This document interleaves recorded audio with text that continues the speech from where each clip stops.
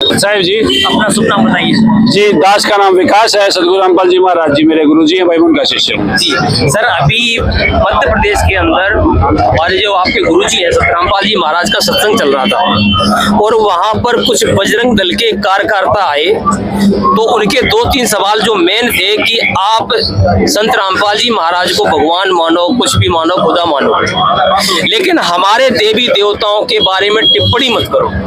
तो सर हम ये जानना चाहते हैं आपसे कि संत रामपाल जी महाराज ने कैसा ऐसी देवी देवता, उनके देवी देवताओं के बारे में टिप्पणी करी जो बजरंग दल के वहाँ आके सत्संग को रुकवा रहे थे। देखो, पहली बात तो मैं आपने बता दूं, इन सभी बातों के लिए बजरंग दल के कार्यकर्ता दोषी नहीं है। दोषी वो लोग हैं जिन्होंने बजरंग दल के कार्यकर्ताओं को गलत शिक्षा दे रखी है। अब अगर कोई मास्टर किसी ने 2-2-5 पढ़ा दे तो बच्चे का तो कसूर नहीं ना। तो उनको जिनको शिक्षा दे रखी है वो खुद तो यह बात कहे कि देवी देवताओं को, सोचो एक बात है, विचार करो कि हमारे देवी देवताओं को, पहली बात तो देवी देवता किसी के बाप की पूंजी नहीं है, वो पूरी सृष्टि के लिए आदरणीय है। पहली बात हर धर्म के लिए, मुस्लिम के लिए भी, ईसाई के लिए भी, सिख के लिए भी। और दूसरी बात, जब तुम खुद नु को ये देवी देवता है तो परमेश्वर की तो आवश्यकता तुम में भी है ना भाई। हमारे वो हमारे परमेश्वर एक है ना, एकम अस्ति। तो जो परमेश्वर है उसकी तो तुम ने भी आवश्यकता है। मैं बात तो करूं सनातन की और पूजा करूं देवी देवताओं की। देवी देवता तो स्वयं सनातन नहीं है, इसीलिए तो वो देवी देवता है ना, क्यों जन्म मरण में है। बस सर इसी बात पे तो वो टीका टिप्पणी करते हैं कि आपने कहा कि सनातन की बात करते हैं और देवी देवता खुद सनातन में नहीं है, तो उनको लगता है कि आप गलत बोल रहे हैं। देखो, उन्हीं के लिए तो सत्संग किया जा रहा है। अब एक बात सोचो, पुस्तक प्रचार में गए और वहां जाकर झगड़ा हो गया। पुस्तक प्रचार के लिए जाना क्यों पड़ता है? क्योंकि हमारे बहुत सारे बहन भाई अज्ञान में फंसे हैं। अज्ञान में फंसे तो उनको आप ज्ञान पकड़ाओगे तो एक बार तो इंजेक्शन लगेगा, बच्चा रोएगा ना या नहीं रोएगा? ये बच्चे के रोने को आप एक मुद्दा बना रहे हो, कौन सी तरीका है भाई? बच्चे को रोना ही जरूरी है। कुनीन दी कड़वी लगेगी ना, तो कबीर परमेश्वर का ज्ञान कुनीन जैसा कड़वा है और उन्हीं के लिए गए। हमें पता है ये चंगरेंगे, हम भी चंगरे थे। शुरू में मैंने सुना कौन ब्रह्मा का पिता है, कौन विष्णु की मां, शंकर का दादा, कौन है सर्वानंद पिता। मैं भी तो भड़का था, आप भी भड़के होगे जब पहली बार सुना होगा। तो अगर वो मेरे भाई भड़क जाए तो इसमें इतना विवाद बनाने की जरूरत नहीं है। ये स्वाभाविक क्रिया है, नेचुरल प्रोसेस है। जहां भी आप जाओगे कबीर ज्ञान की बात करोगे तो एक जनता भड़केगी, तो वही जाग जाएगी। वही सर उन्होंने कहा है देवी देवताओं को श्रेष्ठ मान रखे, वो गलत नहीं है। उनको बताया कि देवी देवता श्रेष्ठ है, उनने मान लिया श्रेष्ठ है। बेचारों को ये नहीं पता कि देवी देवता जो है वो मानव की रीढ़ की हड्डी में जो कमल है वहां विराजमान है। वो क्या कर रहे हैं? कारीगर पर मिस्त्री पर बनवा के ले रहे हैं। मिस्त्री पर एक शिला मत बनवाया, यो शिव जी बना दो भाई, ये मत विष्णु बना दो, इसमें शेषनाग भी बना दो, एक सलामत है। और मिस्त्री कितने पैसे लेगा? इतने लूंगा। अरे भोले आदमी, इसीलिए तो नास्तिक होते जाने लग रहे। हमारे बच्चे पढ़े लिखे हैं, साइंस जाने हैं, वो नु देखा कैसी मूर्खतापूर्ण उपासना करने लग रहे हैं। पीछा में तो यो विष्णु खरीद के लाए, पीछा में शिव जी बना के लाए। मिस्त्री अगर ये भगवान होता तो मिस्त्री क्यों बेचता इसको? और फिर पंडित जी ने वो धर दिया और वो एक ढोंग कर दिया, भाई प्राण प्रतिष्ठा कर दी। अरे प्राण प्रतिष्ठा कौन से? उसे तो पंडित जी तेरा बाप मेरा तो उसको प्राण प्रतिष्ठा ना करी। अरे समझदार आदमी नहीं समझते, मानते इन बातों ने। हमारा सारा काम हमारे समाज के कदे मंदिर में ना जाया करे, उनको पता है पंडित जी की दुकानदारी है। फिर वो उन्हें धर दिया, पंडित जी की नहीं हारा होगी। पंडित जी जाति से नहीं है भाई कोई भी। उन पुजारिया की बात करा, गधे आड़े घने कमेंट आ जा, मैं जाति कोई नहीं, उनकी बात है उन पुजारिया की। तो वो कर रखेगा उस पर दान पात्र पे, पोचे पोचे लो आगे साफ रखेगा, जजमान आओगे जजमान नहीं मूर्ति का ना को ना। जब भगवान मान लो परमेश्वर भगवान है जगत रामपाल जी महाराज, मैं वो मिल गया, मैं क्यों किसी की जजमाना की इंतजार करूंगा? भगवान आगे झोली करूंगा, पाप पकड़ूंगा, प्रार्थना करूंगा, सलाह ले लूंगा। अगर वो मूर्ति भगवान होती तो जजमाना की बात क्यों देखता पंडित जी? देखा है ना बात है, जिस दिन दान पत्र हटा दोगे पंडित जी छोड़ जाएगा उसने। तो ये जो कुछ लोग हैं जो पढ़े लिखे नहीं है, वो भ्रमित है, उनको नकली गुरुओं ने भगा रखा है। और जो पढ़े लिखे वो तो पहले भी समझ रहे हैं। मूर्ति पूजा का तो हमारा समाज पूरा खिलाफ रहा है। हमारे गांव में एक टाइम ऐसा था, मंदिर ही नहीं था। नहीं तो आपका कहने का मतलब है ये जो पढ़े लिखे लोग नहीं है यही विरोध कर रहे हैं संत रामपाल जी महाराज का? हाँ, देखो अज्ञानता विरोध का एक मुख्य कारण होती है और ये स्वाभाविक है। आप पूरी सृष्टि को एक तल पर नहीं रख सकते, सबका अलग अलग तल है। और सभी सदगुरु रामपाल जी महाराज जी के बच्चे सभी हमारे बहन भाई है। हमने सभी को बताना है, सभी तक पहुंचना है। और कोई मारे जूते मारे, कोई मारे, अरे कबीर साहब क्या गिरा था, मारी गल तो कुछ भी नहीं, मैं किसी ने कढ़ाई में गिरा, अरे मारे रहूं भाई दुखी हो जावा है। कबीर साहब जी को गर्म तेल के कढ़ाई में गिरा, मारा कोई भाई गिरा है पुस्तक सेवा में तक कोई तेल की कढ़ाई में गिर दिया। अरे हम दो कोड़ी के जीव, कुछ ना होता हमारी गलिया। और अपने भाइयों को जगाने के लिए, अपने भाइयों को समझाने के लिए क्या पता रही है। अगर मान लो मेरे कान पे किसी ने धर भी दिया, अरे सड़क पर चलते भी तो मार दे है, छोटी सी बात पे कार आपस में टकरा गई, दूसरा डंडा काट लिया, चाय टेक के मेरे चला जा, मैं क्या कर लूं। कोई प्याज बेचनिया गांव मारा है, मेरे कैसा कोई निकम्मा उसने पीट दे, फिर मैं क्या कर लूं। भाई कोई ऐसी बात नहीं, ये हमारे भाई थे, ये हमारे भाई है, ये हमारे भाई रहेंगे। भाई धीरे धीरे सब समझ जाएंगे, इन मुद्दों को हवा देने की जरूरत नहीं है। ये मारेंगे तो भाई हम पिट जाएंगे। आपका कहने का मतलब है कि ये भी धीरे धीरे इस लाइन पे आ जाएंगे। भाई भगवान किसको नहीं चाहिए, वो मेरे सारे भाई भगवान के कारण तो लग रहे हैं। वो सनातन खतरे में क्यों लग रहे हैं, वो धर्म को बचाने के चक्कर में है। अब उनको बताने वाला आ जाएगा, धर्म तुमसे नहीं बचेगा, धर्म बचेगा परमेश्वर से। यदा यदा ही धर्म से ग्लानि बढ़ते बढ़ते, तो जब जब धर्म की हानि होती है तो कौन आता है, परमेश्वर आते हैं ना। जब परमेश्वर आएंगे वो पुनरुत्थान करेंगे धर्म का। हम कीड़े मकोड़े से उत्थान हो जाएगा धर्म का। और ये चाहते हैं कि हमारे से उत्थान होगा सनातन। ये इन्ना बका रखे। वो एक तो 25 साल का वो लड़का है, वो क्या नाम है, धीरेन्द्र नाम है, बागेश्वर वाला लड़का है, उसने बेचारे ना कख नहीं बेरा, उसकी हवा बना दी राजनेता ने। ये वो कि मैं भी कदे उसके गद्दे खुए रहे, कदे उसके समोसे खत्म हो जाए, बेचारा गरीब आदमी, उसने इतना परेशान करा है। भाई मन को धीरेन्द्र पे भी तुम दया करो यार, वो इतना लोड लेकर कैसे चले है। वो सारे गद्दे उसके खो गए। भाई महाराज जी के शरण में आ जा धीरेन्द्र भाई, तो तू गद्दे छोड़, तू प्लाट ले लिया, महाराज जी आगे सब क्या की मौज, ठीक है। अच्छा एक वो अनिरुद्ध शास्त्री अनिरुद्धाचार्य है भाई, उसने क्यों में नहीं आंता, जवाब दिए बिना मानने नहीं, उसने कख नहीं आंता क्यों में भी, उसने कोई पर्सन पूछ लो, उसने संत पकड़ने का मतलब है। अरे भाई इन बावली पूछा, संत का मतलब पता क्या होता है, संत का मतलब होता है त्रुटियों से परे, जिसमें कोई संदेह और गलती की गुंजाइश ना हो, वो होते हैं संत। और वो परमेश्वर खुद होते हैं, और परमेश्वर कभी गलती नहीं करता। सतगुरु रामपाल जी महाराज जी, अरे गजब, अरे गजब, क्या कहेंगे, नु कहेंगे भाई मेरे में कोई कमी काट कर दिखा दो, संता ही छोड़ दूंगा। अरे विरोधियों, ऊ डरे मारते हैं, टे टे टे टे करते हैं, भारत खातर तो आसान कर दिया ना, तुम गलती काट दो ना। अरे किसका दम है जो ये बात कर दे, परफेक्ट वन, परफेक्ट। तो सर एक सवाल ये है कि उन्होंने ये बोला है कि जो संत रामपाल जी महाराज जी बताते हैं कि सभी देवी देवताओं को नीचे करके हर बात में कबीर साहब जी को ऊपर लाके रखते हैं, ऐसा क्यों? जब वो खुद ही ये कहते हैं कि वो देवी देवता है, यही कहते हैं ना, जब देवी देवता है तो परमेश्वर नहीं है ना,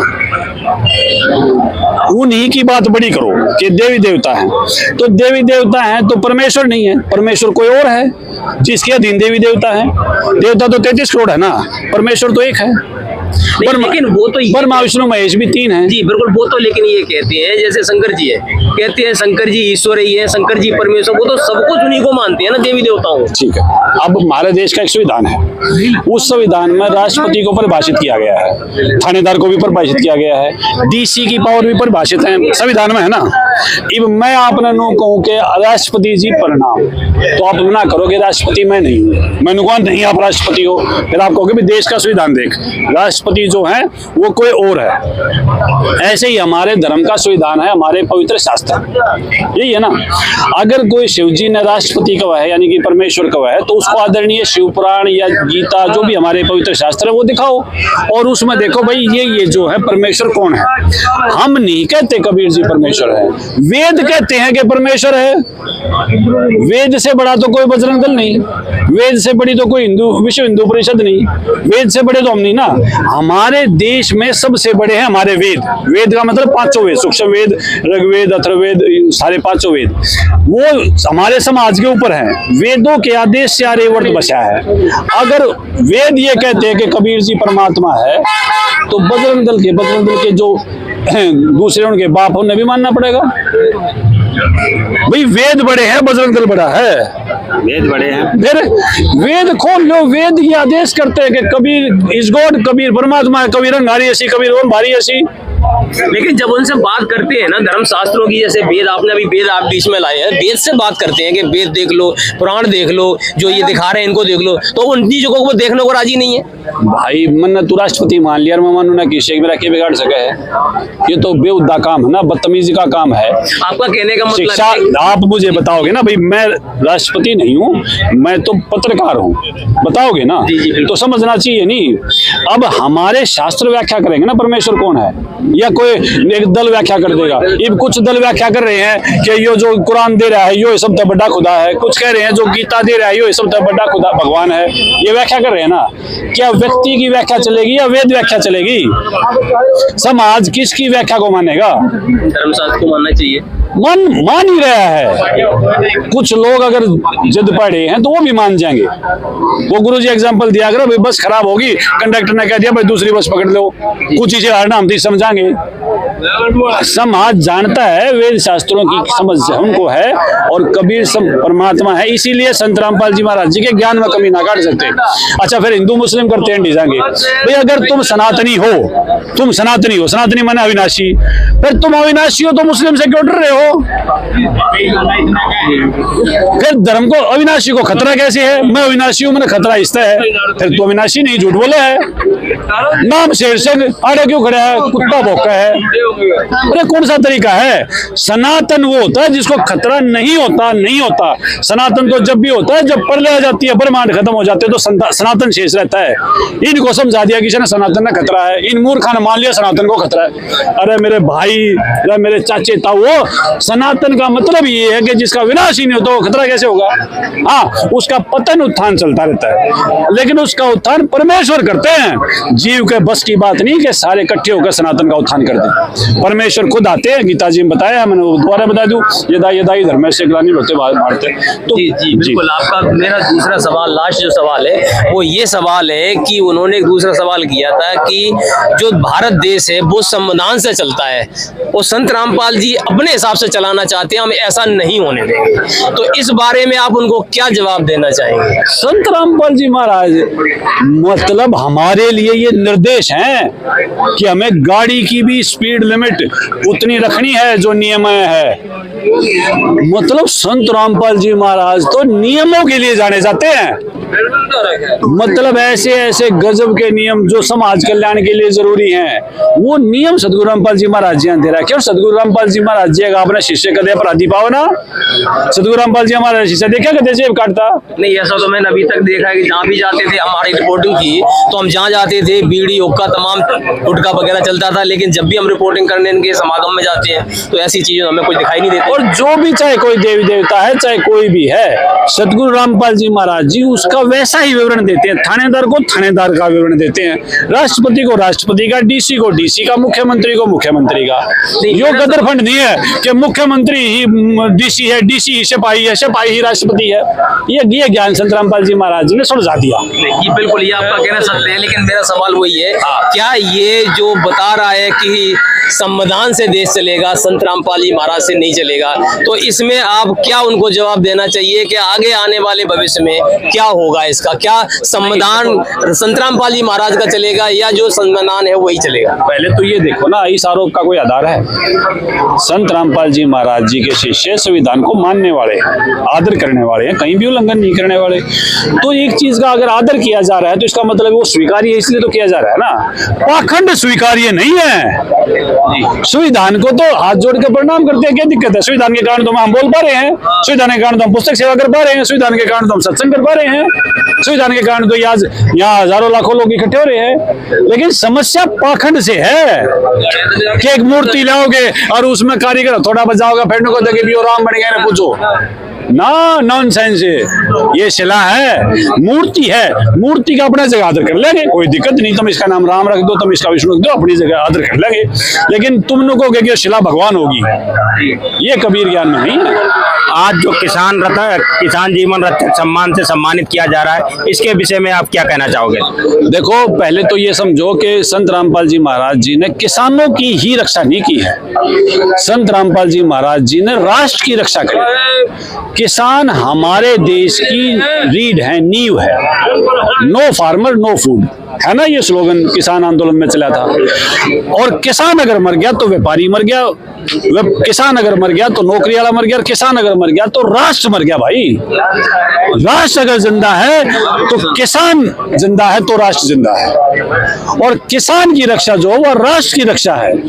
लेकिन समझ में अभी किसान जो सम्मान नहीं, ये राष्ट्रीय सम्मान होना चाहिए। राष्ट्रपति जी से निवेदन है कि संत रामपाल जी महाराज जी को पहचान के उनका राष्ट्रीय सम्मान करना चाहिए भाई। उन्होंने राष्ट्र की रक्षा करी, आप बताओ नहीं करी हो तो? अगर किसान मर जाएगा तो राष्ट्र बचेगा क्या? तो किसान बचा दिया तो राष्ट्र बचा दिया ना। हमारे देश में पहले भी बताया था, जय जवान जय किसान का नारा दिया था लाल बहादुर शास्त्री जी ने। तो किसान की जय है तो देश की जय है, और किसान की पराजय होगी थी बाढ़ में। संत रामपाल जी महाराज जी ने दया करी तो आज किसान जिंदा हो गया, किसान जिंदा हो गया तो राष्ट्र बच गया।